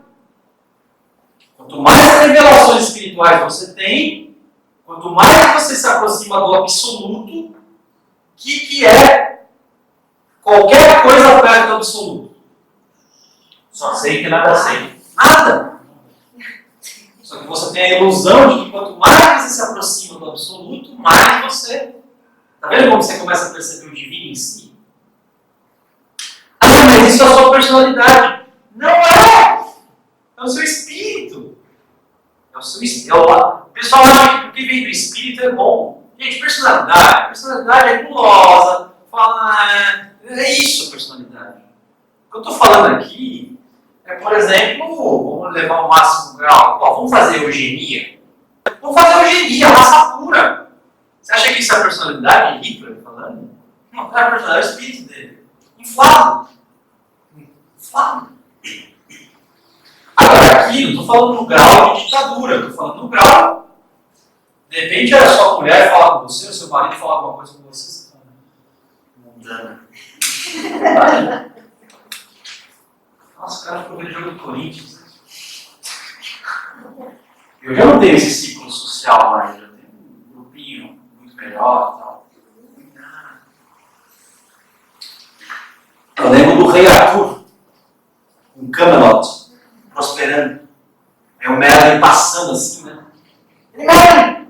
Então perto de volta, ele, há anos, Camelot prospera, não temos fome, não temos doenças, está tudo prosperando. Será que dominamos o mal, Merlin? Nossa, cara, Merlin fala, o mal está onde você menos espera. Depois dessa cena, o Lancelot dá um cartão na guia.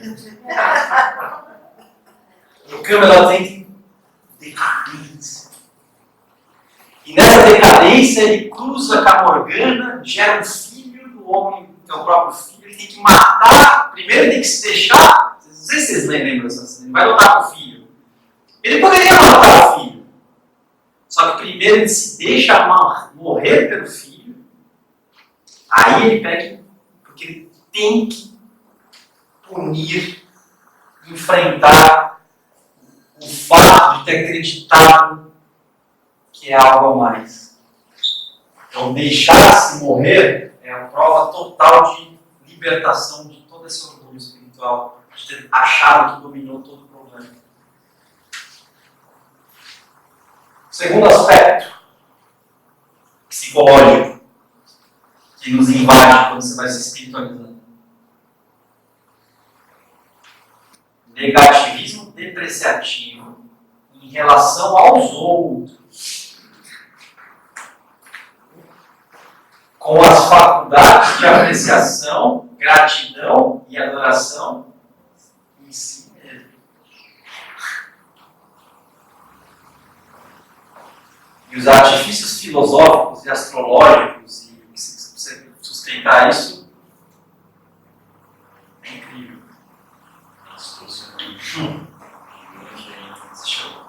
A palavra que Max Heidel usa é astúcia.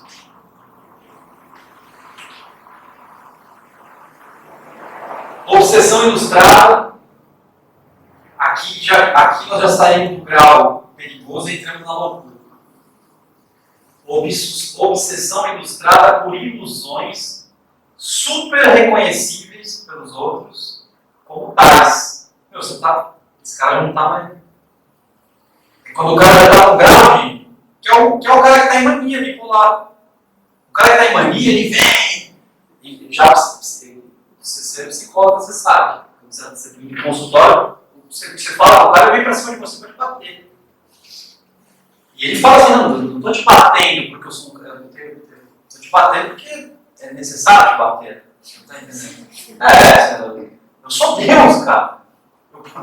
Você não está entendendo? Eu preciso fazer isso. Isso é a megalomania. Você acha que Hitler mandava milhares de pessoas numa câmara de gás para morrer? É megalomania.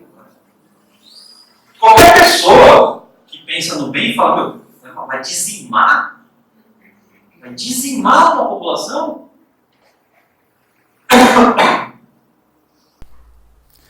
Então Jung ficou estudando ocultismo profundo por 15 anos. Estudou alquimia, estudou astrologia.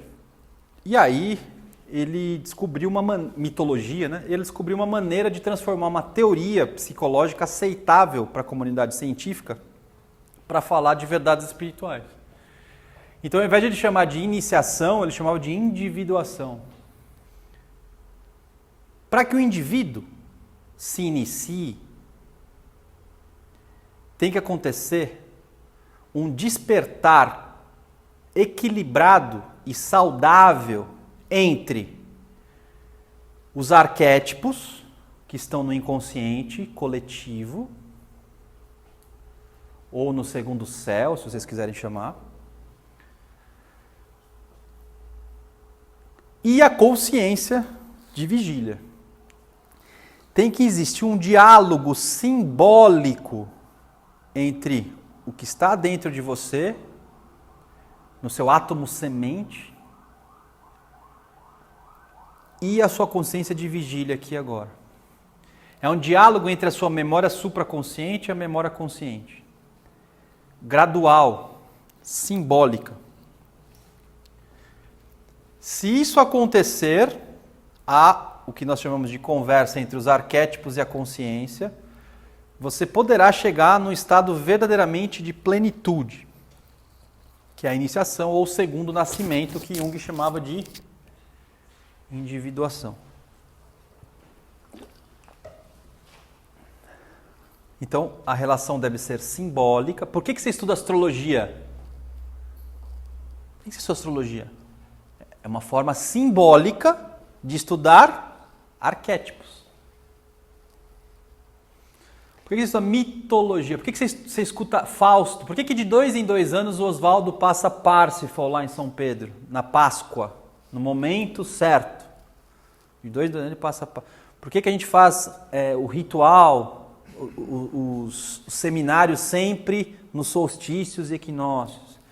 Porque é um momento muito propício para que você tenha, a partir de um conhecimento simbólico, um despertar da consciência. O probacionismo vai além disso. O probacionismo, todos os meses, ele segue a ritualística da lua cheia e da lua nova. Todos os meses, chama de lunação. Né? Por quê? Porque através do ritual, ele vai estudando o tabernáculo do deserto, iniciação antiga e moderna, tem um livretinho de Max Heidel, iniciação antiga e moderna. Ele vai estudando todo o mobiliário, a sala leste, a sala oeste, a glória de Shekinah, tudo aquilo lá. Por quê? Porque são símbolos para quê?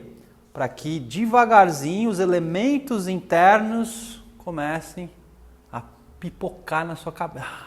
Pum, consciência expandiu. Só que a consciência expande e os demônios também. Lembra, né? O espírito impuro sai, aí você limpa a casa, daí ele volta, não pode mais entrar, ele busca mais 7. Não sei se vocês perceberam. Buscar os mais 7 aqui é quando você começa a acreditar em si mesmo. O motivo daquela epígrafe é para mostrar que você começa se purificando e no fim das contas você pode piorar a situação. Que é a tentação do vitorioso.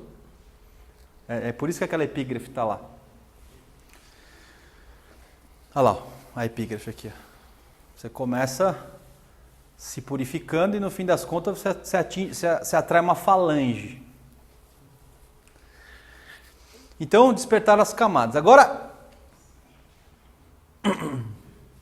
pode acontecer que o indivíduo, nesse processo de despertar das camadas profundas, ele se funda, ele faz a fusão com uma força arquetípica, perdendo a própria consciência. Então ele é possuído pela força simbólica. Você pode ser possuído por um espírito obsessor, pode ser possuído por um elemental. Aqui, o indivíduo é possuído por um arquétipo. Pode ser que seja um caso de identificação com o herói aqui. Pode ser. Mulheres, né, que são a grande mãe, né, as virgens Marias que tem por aí, né? Agora, o que vem a ser a epifania do herói? Isso aqui é interessante. A primeira identificação é ruim.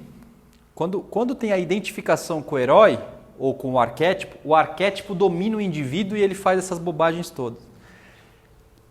Todo iniciado vai ter o risco de ser possuído por arquétipos. Todo iniciado. A não ser que ele aprenda a renunciar isso para que as forças do alto... Mas todo mundo vai ter a tendência de tornar o arquétipo fazer o arquétipo inflar o seu próprio eu. Mas tem a epifania do herói.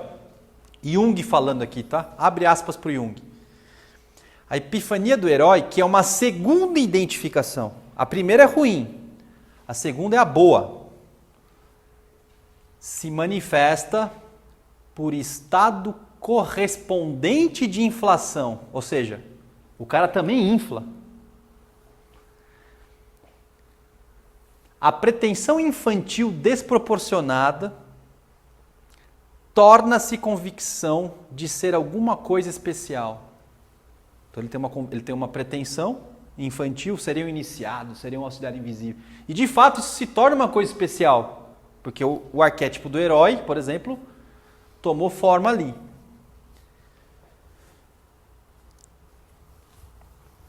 Porém, se houver o correto movimento dessa força, que é a renúncia,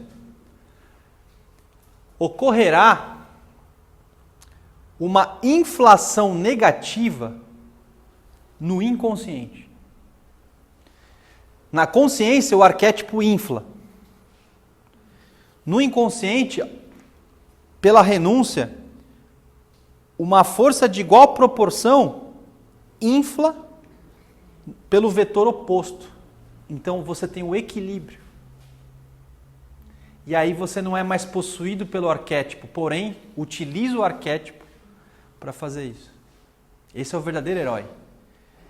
E para você fazer isso, você tem que ter a renúncia. Porque você sabe que o verdadeiro poder e o verdadeiro divino não está em você, mas está no Cristo. Então, é essa inflação negativa que compensa a megalomania. A megalomania é compensada por sentimentos de inferioridade inconsciente. Ao mesmo tempo, quando o indivíduo na consciência entra em depressão, porque eu falei só do iniciado que infla. Mas você tem o cara que está chegando na iniciação e ao invés de inflar, ele retrai. E aí, no inconsciente, a megalomania infla e compensa. Vocês entenderam? Então, um infla na consciência e deprecia no inconsciente. O outro perfil deprecia na consciência e infla na consciência. Esse movimento polar contrário tem que acontecer para você chegar na segundo nascimento.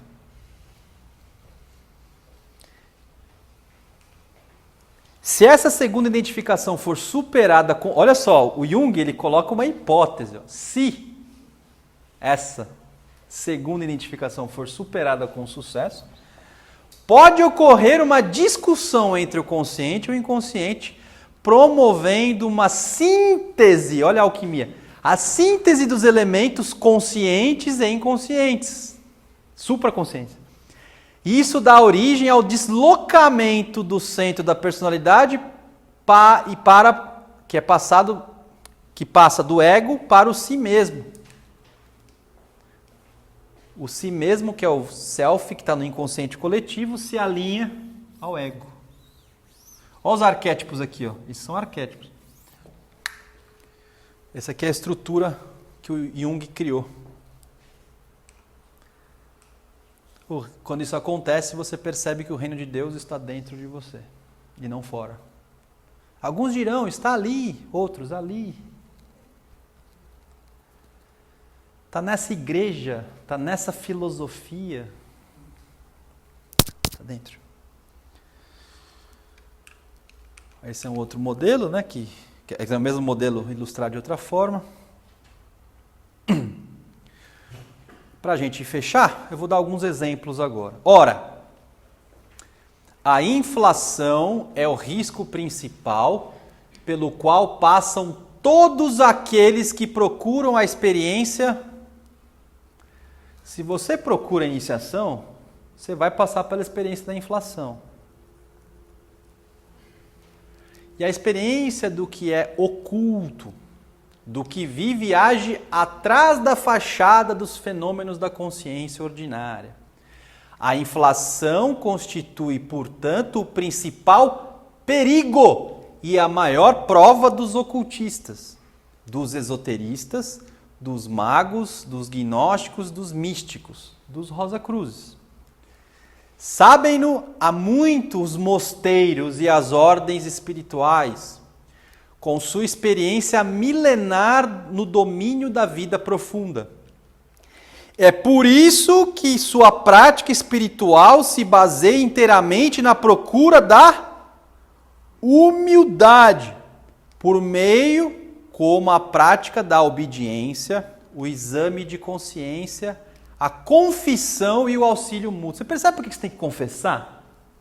Ai, o materialista dialético vai dizer, é manipulação da paróquia. É mesmo, isso é verdade. Né? Mas o ocultista, ele pede alguém para se confessar. Por quê? Eu preciso falar para você que eu sou um lixo. Você pode me ouvir? Eu preciso sentir vergonha de mim. Preciso sentir vergonha de mim. Posso me confessar com você? Agora, o Max Heindel te diz que você pode fazer esse exame de consciência na retrospecção.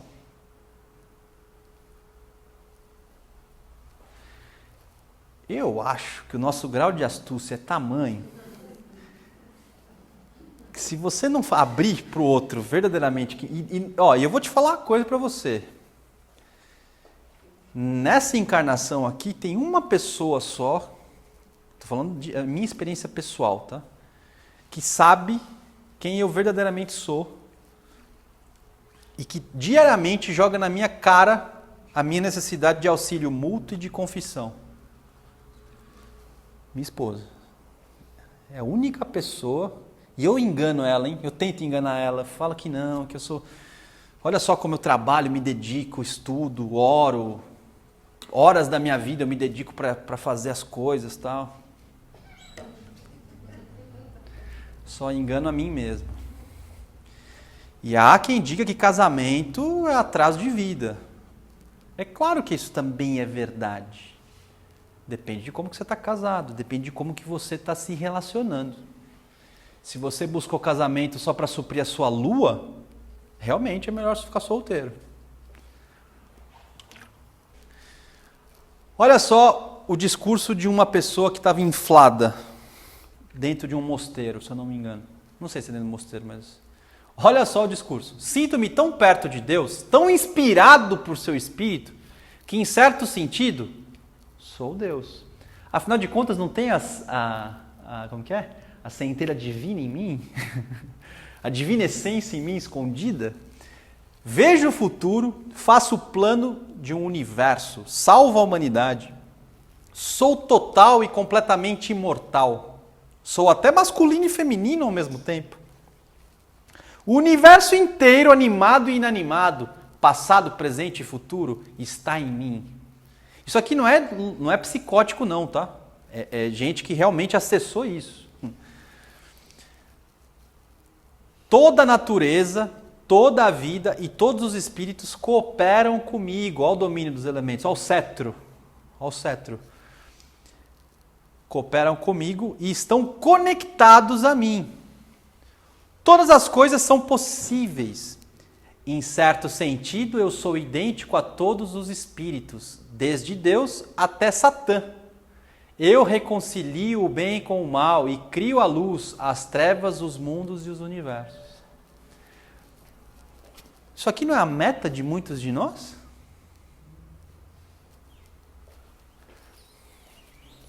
Isso aqui não é parece que é um irmão maior falando?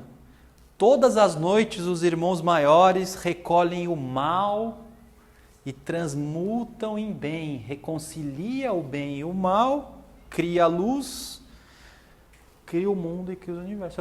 Isso aqui é um irmão maior. Só que a diferença é que externamente você pode achar que é um irmão maior. Aqui, eu sinto que eu sou Deus. Aí, meu amigo. Olha só, um outro exemplo de inflação. Isso aqui é encontrado em Ezequiel 28.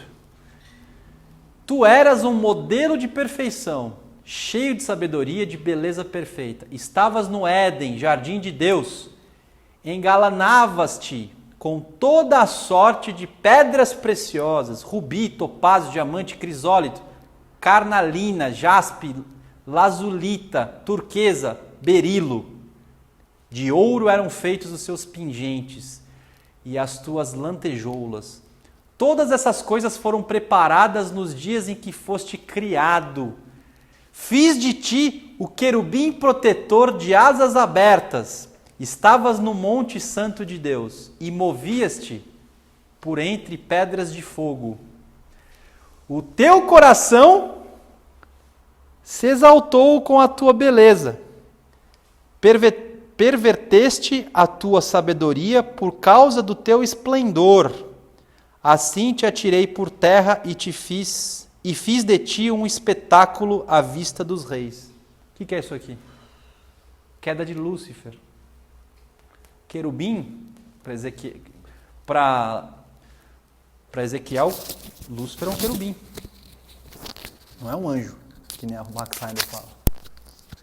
Na Bíblia tradicional, há quem diga que é arcanjo também, mas Ezequiel chama querubim protetor. Estou acabando já, tá?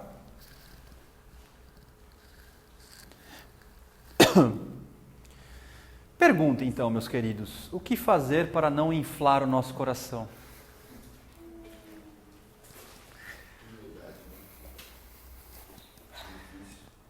Segundo o Anônimo,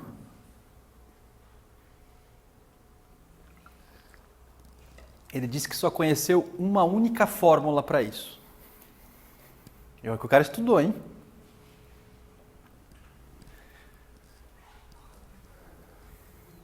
Ora e labora.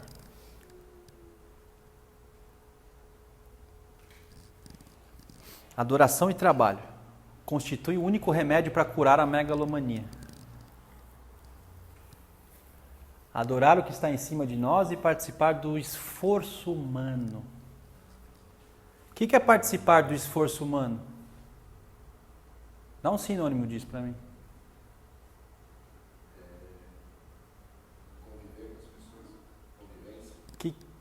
Conviver de que jeito? O que é participar? Conviver participando do esforço humano. É o que o Git fala, o rem-rem. Rem-rem. É o serviço. Somente servindo e orando é possível escapar das ilusões do que somos e do que podemos. Quando você para pensar quem você é e o que você pode fazer, necessariamente você infla o seu coração. Por isso, viver com fé. Viva com fé. Ah, não, mas eu preciso refletir para saber onde é que eu estou indo. Caiu. Caiu. Alguém duvida disso?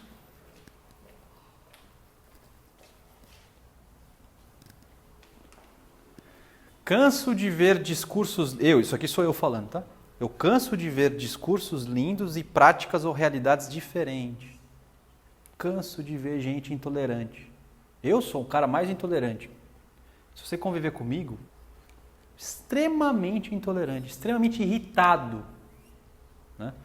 Eu chego, por exemplo, caminhando, quando eu pegava muito metrô aqui em São Paulo, estou caminhando aqui no metrô, né? Às vezes tem umas pessoas, né, na minha frente assim, né? Horário de pico, né? Tá todo mundo assim, né?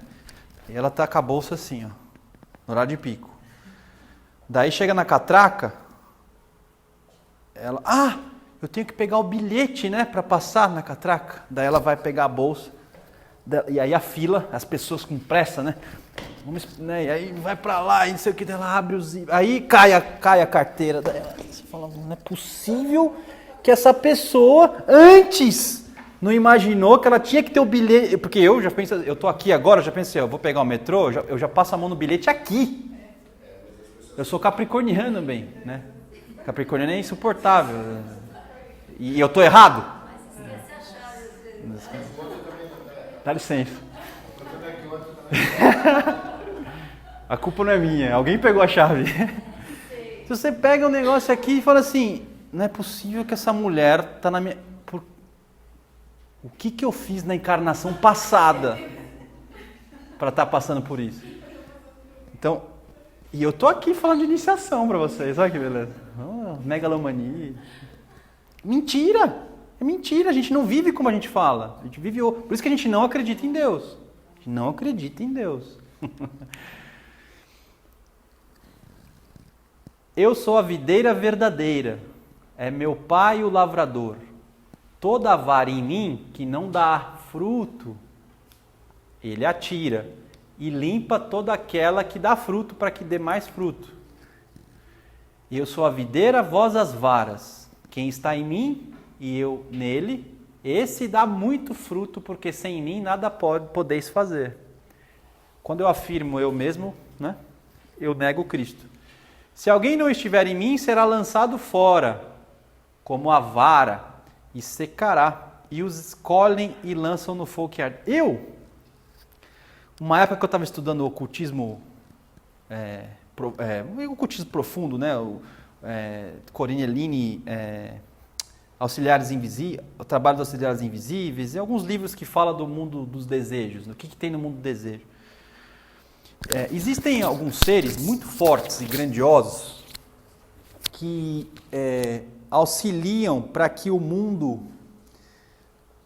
para que coloque na cabeça das pessoas a ideia de que você tem que achar um sentido para a vida, você tem que desenvolver um sentido para a vida, e a partir dessa busca por sentido você cria utopias, né? E vai direcionando a vida e a humanidade a partir disso. E junto com isso não teria problema se você não tivesse, por exemplo, poder político, que verdadeiramente as pessoas pagam imposto, então tem grana, com essa grana toda você pega e direciona a humanidade para a educação, para tudo em função dessas utopias. E eu falava assim, como é que pode, nos planos internos, no mundo do desejo, ter esses seres fortes? Os caras estão lá no mundo do desejo há milhares de anos, fomentando essas ideologias na cabeça das pessoas. Não é possível que isso não pode acontecer. O cara está morto, ele está no espírito, ele sabe que existe algo maior do que ele. Não entrava na minha cabeça. Como é que alguém, nos planos internos, ter tanto poder para fazer o mal aqui no mundo físico? Não consegui entender. É porque essa inflação, essa inflamação do eu, ela ganhou uma proporção tamanha que mesmo fora do corpo, o cara ele acha que ele é Deus. Ele acha que ele é Deus lá. Então ele pode criar as ideologias todas. E esses caras, dentre muitos outros, é que são os fomentadores do Graal negro, né? Simbolicamente. E os irmãos maiores lutam justamente contra essas forças. Então não é gente amadora que fica desenvolvendo essas ideologias aí. É gente de alto... É mago... Magos negros. Os verdadeiros magos negros, né? Grandiosíssimos, egregórios monstruosos, terríveis de tamanho. Eu li essas coisas e falo, não é possível, cara. Porque o cara morre e ele fala assim, pô, não estou mais na matéria, então deixa eu me entrar no caminho. Não é assim não, cara. Você continua pior, né? Se vós estiverdes em mim e as minhas palavras estiverem... É engraçado, né? Só para fechar aqui, já vou pular. Por que aqueles espíritos impuros, quando Cristo estava encarnado, eles falavam, tu és o Filho de Deus, né? Você viu que os demônios falavam, você é o abençoado de Deus, né? O santo de Deus. Aí o que o Cristo fala? Cala-te. E expulsa, né? É um desses caras, porque esses caras enxergam, esses grandes magos. Eles enxergam. Possui um cidadão ali. Olha lá, o Filho de Deus encarnou, né? Olha lá, o cara tá vendo. Meu. Você imagina, cara? Como o Pai me amou, também eu vos amei a vós. Permanecei no meu amor. Meu mandamento é esse, que vos amais uns aos outros, assim como eu vos amei. Mas quando vier o Consolador, que eu da parte do Pai vos hei de enviar, aquele Espírito de verdade, que procede do Pai, ele testificará de mim. Por que isso aqui está aqui?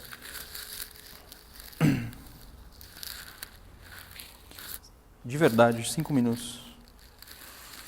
É a parte mais importante. A chave está naquela parte que eu falei sobre renúncia. Renunciar às coisas de baixo para que o alto surja. Aí eu falei lá, renuncie à opinião pessoal, para que a verdade seja revelada. Renuncie o método de desenvolvimento pessoal e escolha o método que o mestre vai te guiar. E o terceiro era renuncie a missão, né? Tem uma hora que Max Heide, se for na carta dos probacionistas, eu vou cometer uma blasfêmia e eu pago por isso. Mas eu acho que não é. Eu acho que é no carta aos estudantes. Mas se não for, também tudo bem. Tem uma hora que ele fala assim, ó, busca primeiro o reino de Deus e sua justiça, e as demais coisas vos será dado por acréscimo. Ele fala assim, eu e a senhora Handel estamos há muitos anos vivendo sob essa lei, fazendo o que aparece. Fazendo o que aparece. E o que aparece a gente faz, Ele não tem um projeto utópico.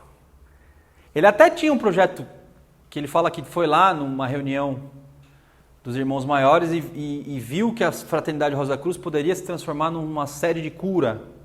Lembra dessa passagem? Ele queria... Só que, embora ele quisesse, não é assim que funciona. Você tem que ver se as pessoas estão preparadas para isso. Você tem quórum para isso. E ele vivendo nessa premissa de o que aparece ele resolve, o que aparece ele resolve, qual que é o futuro da Fraternidade Rosa Cruz? Apesar de ninguém saber, nunca faltou nada.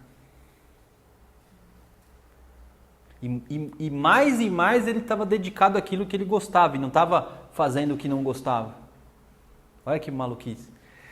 Então, quando você erra é quando você cria uma ideia. Agora o nosso projeto da sede central do Brasil agora vai ter que ser... mas Arthur, na escola eu aprendi que se eu não planejar a vida, o que acontece comigo? Vou pro buraco. Agora, cuidado. Uma coisa é não planejar a vida e ter fé. Outra coisa é planejar a vida. Se vocês quiserem, eu mando um texto da Clarice Lispector, Mandei para vocês. Que ela fala que o casal resolveu ter uma vida mais intensa. Então, para ter uma vida mais intensa, eles começaram a fazer conta para ter mais dinheiro para poder viver intensamente. Quando eles viram, eles estavam velhos fazendo conta e não tinham vivido porcaria nenhuma. Né? É um texto, pega no fígado, cara. Pega não. A Clarice Lispector era treta, cara. A mulher não sabia brincar, não. E então você tem esse cara, né? Agora o outro cara é o cara que não planeja e vai vivendo ao bel prazer, né? Assim, vai vivendo. Compra aí, passa o cartão aí. Ninguém tá falando para você fazer isso. Tá falando para você não planejar utopias. Não significa que viver sem planejamento é viver de modo irresponsável. Não confunda isso, porque a pessoa confunde não planejamento com irresponsabilidade. Fica a dica. Busca primeiro o reino de Deus e sua justiça e as demais coisas não serão dadas por acréscimo. Você vê, a gente estuda, aprofunda, fala de ocultismo. Você volta para o catecismo da...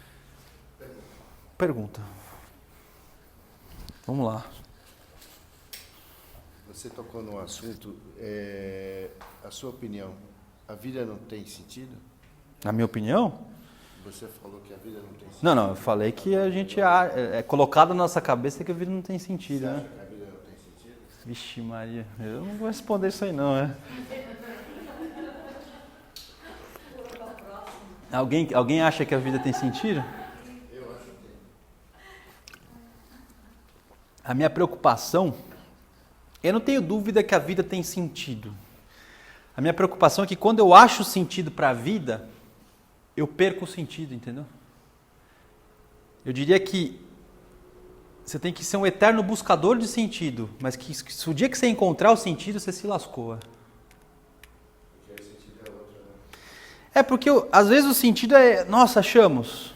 Só que amanhã, a lei de causa e efeito, os planetas, tudo mudou. E aquele sentido anterior, ele não se aplica mais amanhã, aplicava hoje. Então eu acho que a questão é, hoje eu posso estar achando o sentido de dar uma boa palestra, mas a hora que eu falar que as rosas florescem em vossa cruz, eu já acho que talvez o sentido seja ir para minha casa chegar vivo. Né? Tentar chegar vivo em casa, porque pode ser que eu bata o carro, vou para Vinhedo, né? Não sei. Mas pode ser que eu morra no caminho. Aí se eu chegar em casa, aí o sentido é ficar com meu filho, eu vou ver lá qual que é o sentido, entendeu? Eu vou ver.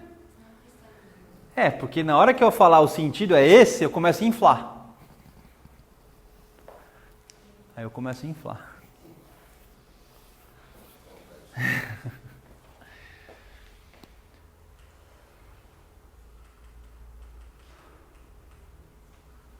Esse é o triunfador, que deve ceder lugar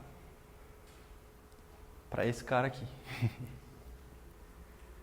Que as rosas floresçam em vossa cruz.